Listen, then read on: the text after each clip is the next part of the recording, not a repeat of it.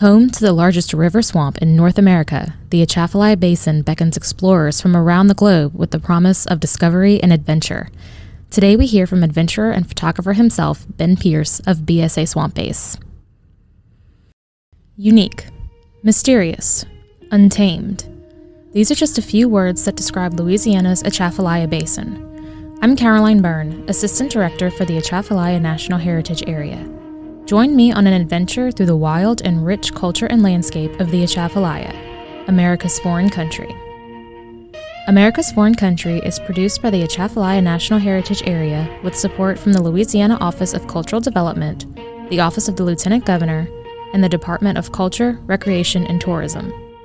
The mission of the Atchafalaya National Heritage Area is to preserve and promote the Atchafalaya's unique heritage by fostering progress for local champions that create authentic, powerful connections between people, culture, and the environment.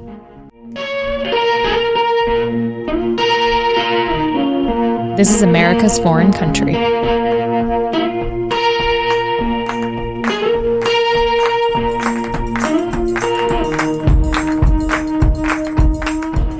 Welcome to the second episode of America's Foreign Country, the official podcast of the Atchafalaya National Heritage Area. I'm your host, Caroline. You know how large the Florida Everglades is?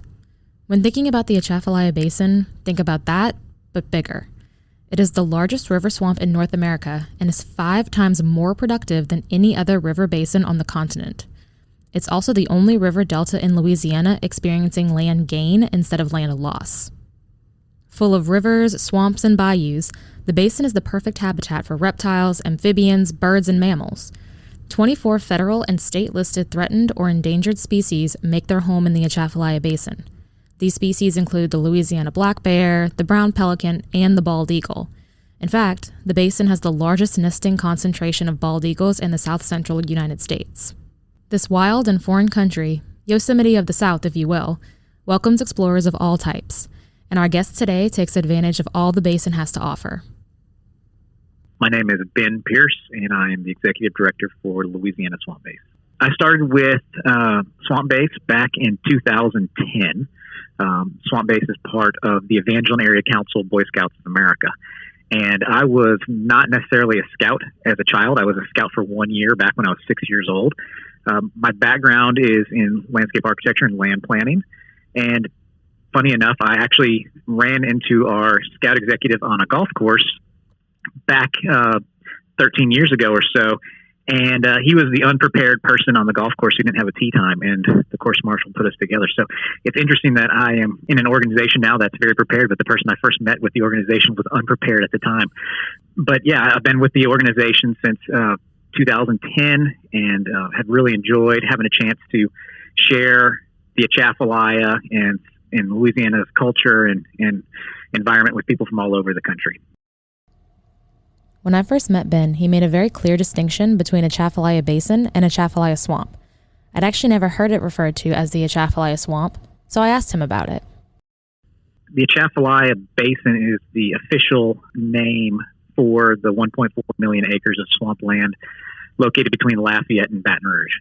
However, when we're talking about our program and what we do with scouts and young people across the area, when we use the term basin, a lot of people don't know what you're referring to. And so a lot of people here, like the local vernacular, when they call that area, they usually cut out Atchafalaya altogether.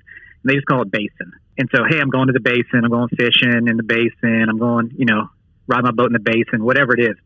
When we talk to young people across the country and they hear us calling it basin, a lot of times they might think of it as just a lowland area, maybe if we're very lucky. Sometimes they just think of it kind of like a bathtub, an area that maybe fills up with water. But the term basin really doesn't strike any imagery for them. And so we often refer to it as the Atchafalaya Swamp. And it is millions of acres of swamp land. And so we just say swamp because there's some more imagery that's associated with it. But frankly, I just call it the Atchafalaya. I cut out basin altogether. It's just my personal take on it. I want people to envision the moss-draped cypress trees, see the beautiful wading birds and the alligators. I want that stuff to come to mind when they hear the name of this area, as opposed to kind of sitting there trying to figure out what are we talking about here? What kind of environment is this? BSA Swamp Base leads groups of scouts from across the country on their high adventure trek. Here, Ben tells us a little more about that journey. We get scouts, young people, boys and girls from all over the country. At this point, we've had 44 states represented, including this year's 2022 treks, which will have a scout troop from Anchorage, Alaska coming down.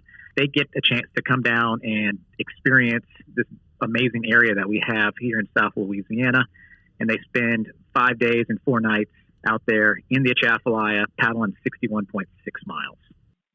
That's amazing. How do you prepare a group coming from Anchorage, Alaska to deal with hot and humid Atchafalaya swamp? I'll be honest, I don't know. I'm not sure how you prepare them. The nice thing about scouting and what we do with our units across the country is that they have their own set of preparation. So I can just basically give them the information that they need in order to be successful. But it's really up to them to study about the area, to train, to get the certifications that are necessary in order for them to have not only a safe but an enjoyable experience. So we give them the information about, what kind of things may they come across, what are the typical climatic kind of conditions that they'll experience, and then it's up to them to really kind of dive into it and immerse themselves in what the experience is going to be. So, we prepare them with the right types of gear and everything like that, but it's up to them to practice paddling back at home and learn how to work as a team and communicate and things like that. So it's very independent, really, when it comes down to it. We just get a chance to provide them the experience. Now, have you led any of these treks since you've been there? Yeah, I led the very first one that we ever did with our staff. Now, it's crazy because, I've been doing this now. This will be our 10th summer of running high adventure treks. I continue to get older, but my staff continues to stay the same age. They're always 18 to 22 or so years old, and they're much more capable of paddling the 61.6 miles now than I am. But I've done it myself. I had to do it myself. I'm on the water all the time anyway, paddling. But at this point in my life, I don't necessarily need to go out there and paddle it right now to prove to myself, that I can. I've done it, and I've got a chance to see it. But I love paddling in general. So if I needed to step in for somebody, I guess I wouldn't mind hopping in there and doing it. Did you have a most memorable moment? I mean, that's a lot of miles to make a lot of memories. Well, maybe why I struggled with our trek. The first one that I got a chance to lead is that I had a young lady in the canoe with me who didn't paddle very often and didn't paddle very, very strongly. So I basically paddled 2 people 61.6 miles my first time. So I actually feel like I've kind of gone twice, when you think about it, because I really had to put the effort in there for 2 people. But no, I really enjoyed getting a chance to see the diversity of what the swamp is. At 1.4 million acres in size, people tend to think of like a swamp as just being, what they see on TV or in the movies and things like that. And it's so much more diverse than what you think it's going to be. And so just getting a chance to have a day where I'm in a bayou kind of twisting and turning, and then that opens up into a big, large lake that we've got across. Just those daily experiences of seeing things that change as you get kind of further south from the Port Barry area down towards Morgan City. It's amazing how diverse it really is. But one of my favorite stories, though, that I've heard of scouts that have participated, and I got a chance to speak with these scouts on a number of occasions, was a group from Indiana that had come down way back, I believe, in 2014. And they were out fishing. We have a fishing program that we offer, and we set jug lines out there to catch catfish. We have a whole swamp to table kind of program that we do. And these scouts saw one of our catfish jug lines kind of bouncing around on the water, and they were super excited that they had gotten a large catfish. So obviously everybody's competing for the biggest catfish or the most catfish. And when they got up to it, it really stopped moving and got real strong and tight. And they're like, man, it must have gotten caught on a log or something like that under the water, and it's wrapped all up, and we can't get it because it wasn't really moving very well. And so the fishing guide had told them, he said, just take it up real, real slow, see if it kind of starts to move. And slowly but surely, it started to rise up in the line, started to slack. And as they pulled it up, they had an easy 8-foot, maybe even 9-foot alligator attached to the hook. And you had these scouts bending over the fishing boat right there, only about 18 to 24 inches from the gator, expecting it to be a fish or a log, and boom, there comes an alligator head right there. You should have seen them.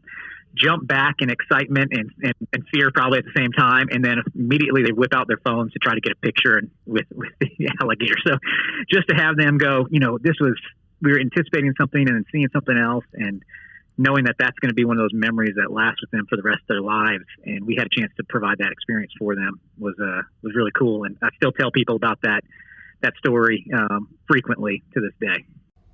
American alligators can grow to over 12 feet in length. You can tell the difference between alligators and crocodiles by looking at the mouth, just not too close.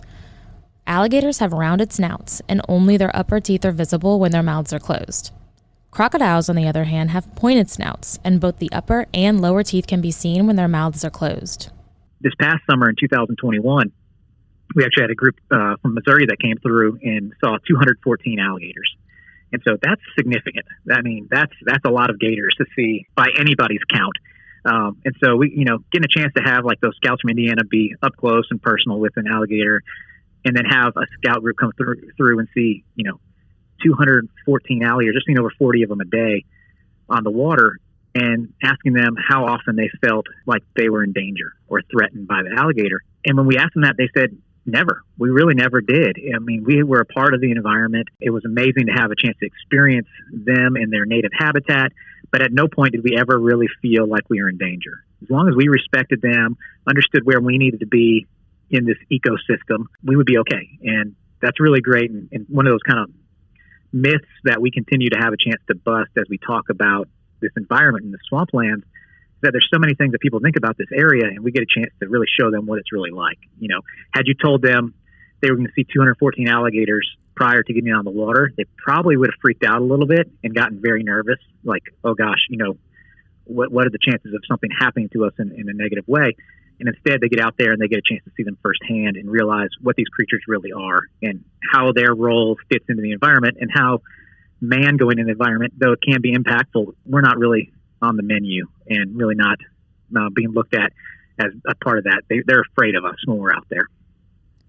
When Ben took us out in the Atchafalaya, we saw one alligator, affectionately called Clotilde by the McGee Swamp Tours guide that accompanied us.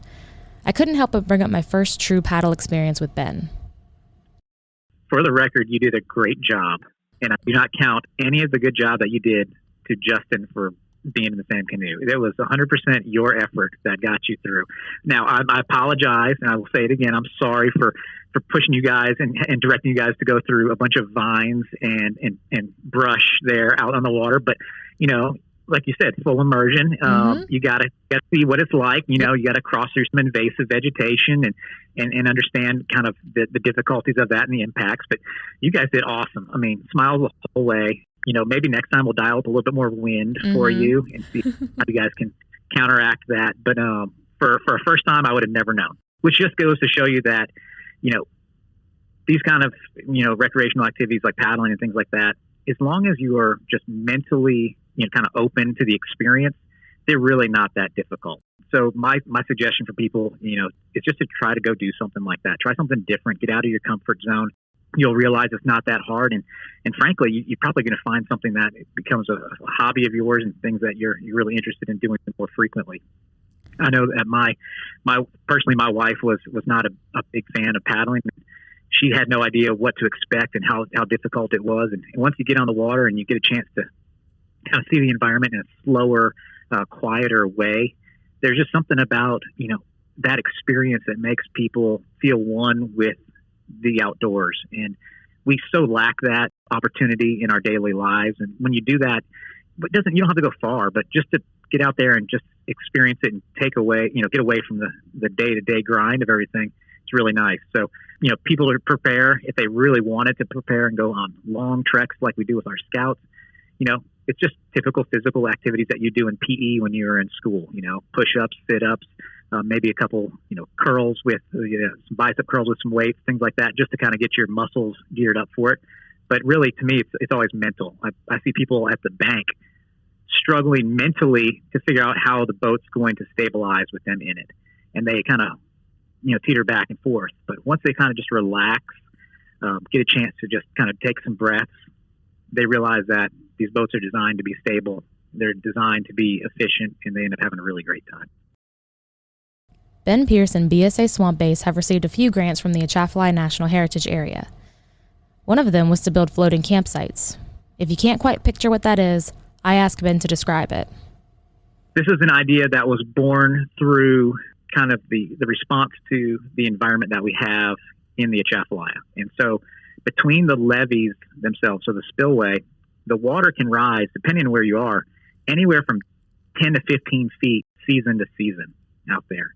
And so it makes for a very dynamic environment, and one that is sometimes hard to recreate in, because how do you find dry land during the high water time of the year that was there in the fall? You know, it disappears. So what do you do? And so we started looking at other large swamplands across the country, trying to find what campsites would look like in the Okefenokee in southern Georgia.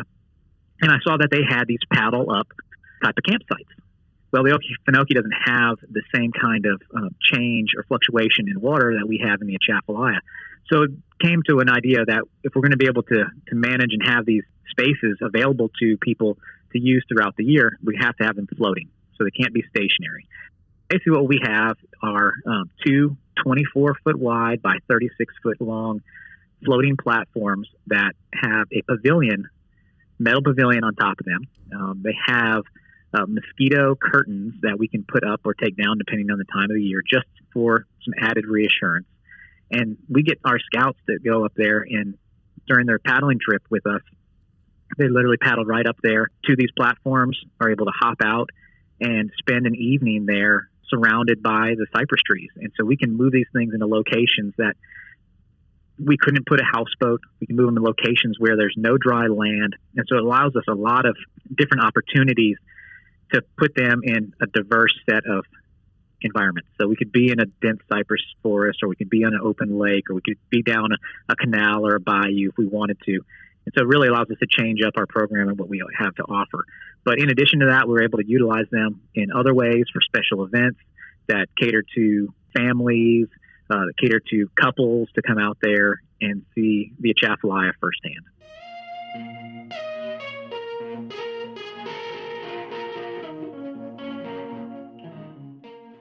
Now, you're also a photographer. Can you tell us how you fell into that? Yeah, I started kind of my photographic journey way back in college. As I would say, probably most photographers kind of have that opportunity. Mine was going out there on field trips and taking images of beautiful landscapes that were either designed by man within the landscape architecture program over at LSU, or by just visiting some of the national parks out west. And so just kind of getting a chance to capture those scenes kind of really got me geared up of how do I best tell the story of these different places. And when I moved to North Carolina after college, it continued that idea of seeing a beautiful landscape there in the mountains of western North Carolina and going down the trails, trying to capture waterfalls, and saying to myself, how do I best tell the story of this place? How do I capture this so that when people back in Louisiana see them, they are as inspired by them as I am standing here in front of it? And so that really became kind of my initial motivation to get out there and practice the art and continue to hone my skills. So when I came back to Louisiana, I started looking at our own environment here, or in our part of the country, and said to myself, this is not the cypress swamps, that is not an environment that people think of so positively. How can we best capture this place so that when people think of swamps, they're thinking about the beautiful sunrises and sunsets and the wildlife and the diversity of this place? And so I have taken it as, a secondary mission beyond what we do with Swamp Base, to capture beautiful images and try to share them as frequently as I can, so people all corners of the country, all corners of the world have a chance to really see and grow an appreciation for this environment. So I love being on the water, whether it's with scouts or by myself out there paddling, and just getting a chance to hopefully document our state so that future generations can also appreciate it. Ben's told me before that photography is a rush for him. The excitement of waking up early to beat the sunrise for a perfect picture is unlike anything else. Here's him talking about one of his most memorable experiences.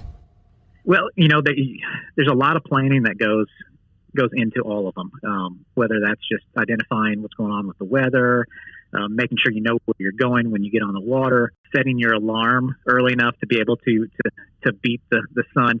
But I'd say probably one of my favorite trips that I had was tied back into what we do with Swamp Base. And we have this great spot along our trail on the 5th day of paddling for the scouts in an area called Sandy Cove. It's down there near Lake Foss Point State Park.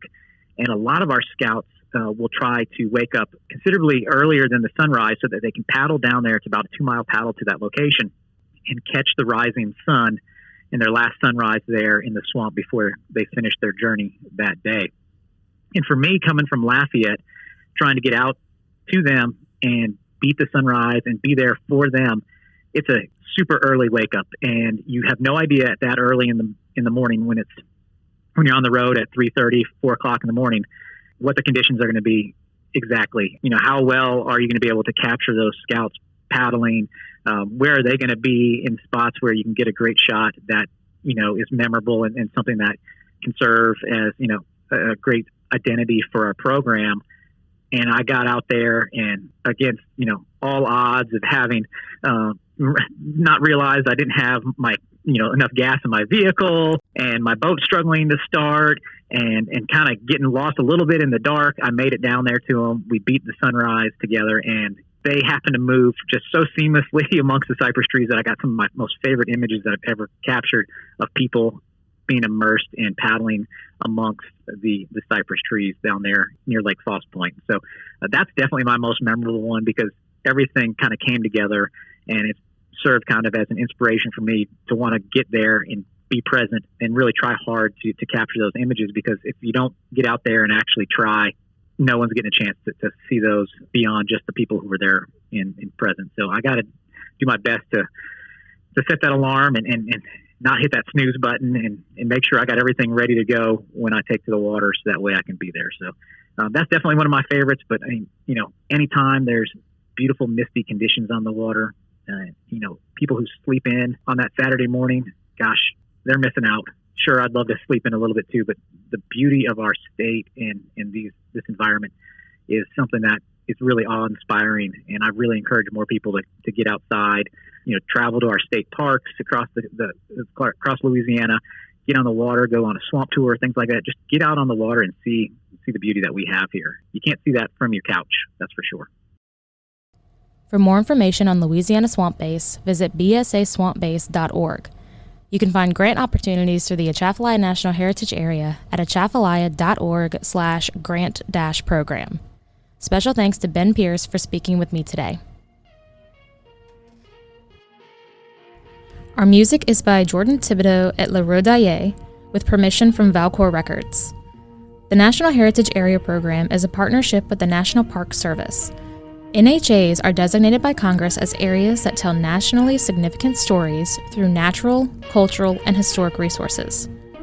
Designated in 2006, the goal of the Atchafalaya National Heritage Area is to preserve and promote the natural, recreational, and cultural resources surrounding the Atchafalaya River and its basin. For more information about the Atchafalaya National Heritage Area, visit www.atchafalaya.org. That's www.atchafalaya.org. You can learn more about the Louisiana Office of Cultural Development at crt.state.la.us/cultural development. Support for this show comes from the Louisiana Office of Cultural Development, the Office of the Lieutenant Governor, and the Louisiana Department of Culture, Recreation, and Tourism.